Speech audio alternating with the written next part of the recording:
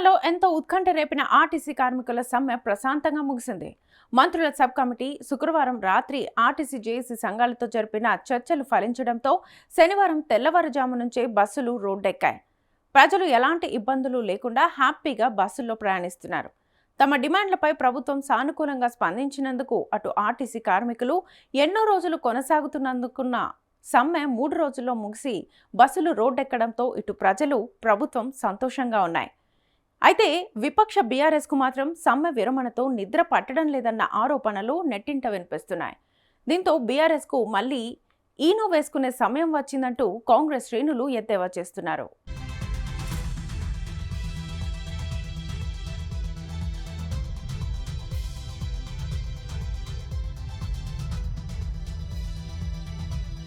తెలంగాణలో ఆర్టీసీ కార్మికుల సమ్మె మొదలు కాగానే బీఆర్ఎస్ ఒక్కసారిగా అలర్ట్ అయిపోయింది. ఈ సమ్మెను అడ్డుపెట్టుకుని ప్రభుత్వాన్ని ఇరుక్కున పెట్టాలని బీఆర్ఎస్ నేతలు భావించినట్లుగా రాజకీయ విశ్లేషణలు ఉన్నాయి. ఈ క్రమంలోనే సమ్మె చేస్తున్న కార్మికుల వద్దకు వెళ్లి పెద్ద ఎత్తున బీఆర్ఎస్ నేతలు శ్రేణులు సంఘీభావం తెలియజేశారు. కార్మిక సంఘాలను కాస్త వెనక్కి నెట్టి చాలా చోట్ల డౌన్ డౌన్ సీఎం అంటూ ఆ పార్టీ నేతలు నినాదాలు సైతం చేశారు.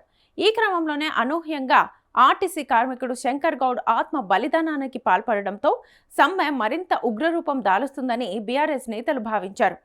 ఈ క్రమంలో ఆర్టీసీ కార్మికుడి మృతిని ప్రభుత్వ హత్యగా పేర్కొంటూ బీఆర్ఎస్ నేత హరీష్ రావు కార్మికులను మరింతగా రెచ్చగొట్టే ప్రయత్నం చేశారన్న ఆరోపణలున్నాయి.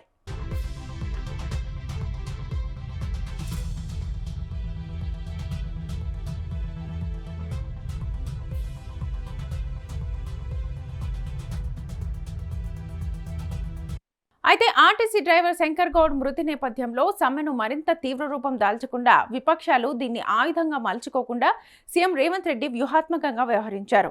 శంకర్ గౌడ్ కుటుంబానికి అండగా ఉంటామని హామీ ఇస్తూనే కార్మికుల్లో అసహనం, కోపం పెరిగిపోకుండా శుక్రవారం రాత్రి ఆఘ మేఘాలపై మంత్రుల కమిటీని రంగంలోకి దింపారు. డిప్యూటీ సీఎం భట్టి విక్రమార్క అధ్యక్షతన సచివాలయంలో ఆర్టీసీ జేఏసీ నేతలతో ఈ బృందం భేటీ అయింది.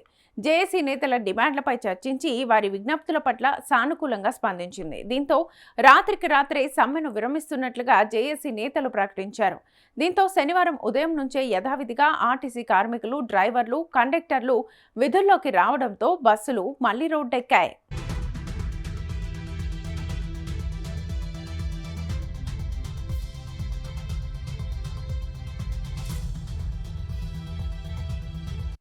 అయితే గతంలో కేసీఆర్ సీఎంగా ఉన్నప్పుడు కూడా ఆర్టీసీ కార్మికులు సమ్మెకు దిగారు. అప్పట్లో బీఆర్ఎస్ పాలకులు వారిని సరిగ్గా పట్టించుకోలేదన్న ఆరోపణలున్నాయి. ఈ క్రమంలోనే ఏకంగా 54 రోజుల పాటు సమ్మె కొనసాగి 23 మంది ఆత్మహత్యకు పాల్పడినట్లుగా వార్తలొచ్చాయి. ఈసారి కాంగ్రెస్ హయాంలోనూ కార్మికులు ఆ స్థాయిలోనే సమ్మెకు దిగుతారని భావించిన బీఆర్ఎస్కు సీఎం రేవంత్ రెడ్డి వ్యూహాత్మక వైఖరితో తీవ్ర నిరాశ ఎదురైందని రాజకీయ విశ్లేషకులు పేర్కొంటున్నారు. డ్రైవర్ శంకర్ గౌడ్ ఆత్మ బలిదానానికి పాల్పడ్డ 24 గంటల్లోనే కార్మికుల సమస్యల పరిష్కారానికి రేవంత్ సర్కార్ నడుం బిగించడాన్ని స్వాగతిస్తున్నారు.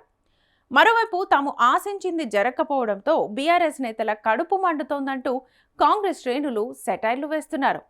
దిగులు పడకు, ఈనో ఉందిగా అంటూ నెట్టింట పోస్టులు పెడుతున్నారు. ప్రస్తుతం ఈ పోస్ట్ రాజకీయంగా పెద్ద చర్చకే తావిచ్చిందని చెప్పొచ్చు.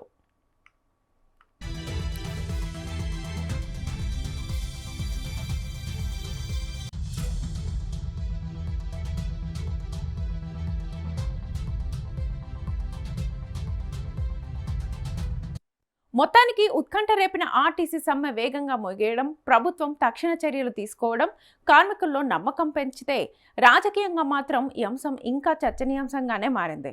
సమ్మె ముగింపుతో ప్రజలకు ఉపశమనం లభించగా దీనిపై అధికార విపక్షాల మధ్య మాటల యుద్ధం మాత్రం కొనసాగుతూనే ఉంది.